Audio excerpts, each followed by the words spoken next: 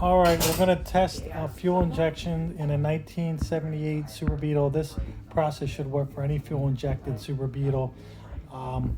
What I have is the fuel injector, the intake off. The fuel injectors are here. And you can see inside of there are the spindles that are going to spray. I bought this off Amazon or eBay. It's just a little injector tester. It sends like 5 volts to there. I got a multi-purpose pump. I didn't use any of this. I cut my own little tube to connect this pressurized water tank through some tube to the injector and then into the pressure regulator. So I have a good bit of pressure. And then I set this to pulse every 2 seconds, and you'll see when I push this, that will spray out.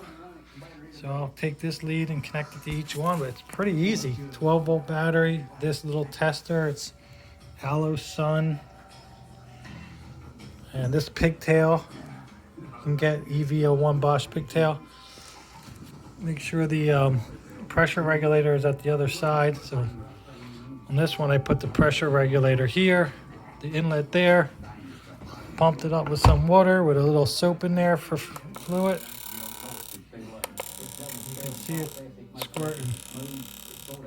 That's pretty good. I'll test the other one.